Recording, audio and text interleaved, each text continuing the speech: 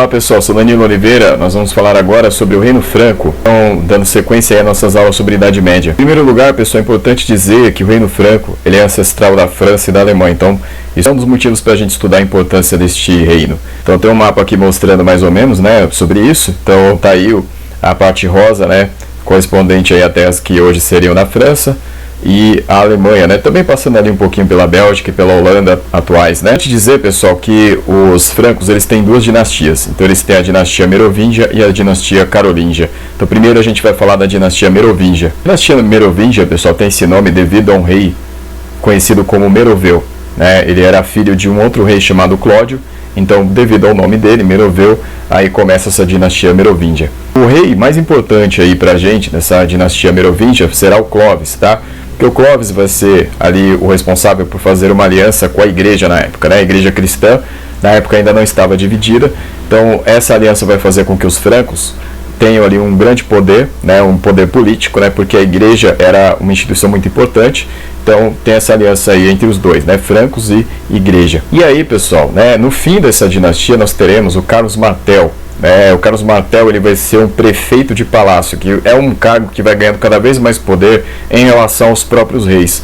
Então, o fato muito importante é que o Carlos Martel vai participar é da derrota dos muçulmanos na cidade de Poitiers, praticamente na França Central, né, como se fosse hoje na França Central. E essa vitória tem um significado importantíssimo. Só ali a região vermelha é o Reino Franco, as terras amarelas são as terras muçulmanas e aquela região em verde é o Reino das Astúrias. O que acontece, pessoal, que os muçulmanos, eles estavam avançando rapidamente aí desde o seu surgimento no século VII e agora eles estavam ameaçando conquistar as terras que eram desses povos cristãos da Europa. Dessa forma, pessoal, e essa vitória do Carlos Martel em Poitiers, ali onde vocês estão vendo, ó, aquele traço pontilhado branco aparecendo, ali foi essencial porque provavelmente se os muçulmanos tivessem vencido os francos ali naquela cidade, provavelmente então a história seria completamente outra, né?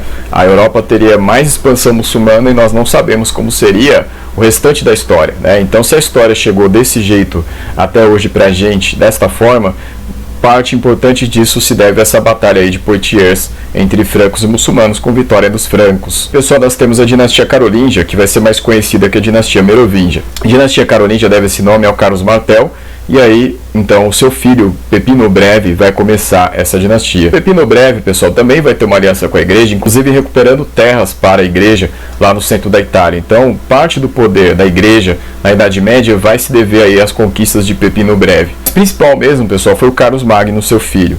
O Carlos Magno, pessoal, vai ser o responsável por aumentar ainda mais as terras dos francos, se tornando ele imperador, inclusive dos próprios cristãos, porque ele vai ser coroado no ano 800. A ideia era que o Império Franco, o Império Carolíngio, fosse sucessor do próprio Império Romano. Tá aqui uma imagem do Carlos Magno, pessoal, ele que então se torna imperador dos cristãos no ano 800, né? Vai ter um grande reino, aí, um grande império para governar. Vocês estão vendo aí, pessoal, todas essas faixas verdes são terras, então, sob domínio dos francos aí, quando na época do Carlos Magno, tá? Aquela área verde clara, né, que vai ali na Saxônia, Bavária, Caríntia, Reino Lombardo, né, Marca Espanhola, ali, todas essas regiões são as regiões conquistadas depois, né? Todas essas regiões, pessoal, são do Império Carolíngio na época do Carlos Magno. Então, pessoal, só que esse império todo do Carlos Magno vai ser desfeito aí a partir dos seus sucessores. Então, o filho dele, Luís o Piedoso, não vai ser capaz de segurar as ambições dos seus filhos, que serão 3, e aí eles vão acabar dividindo o império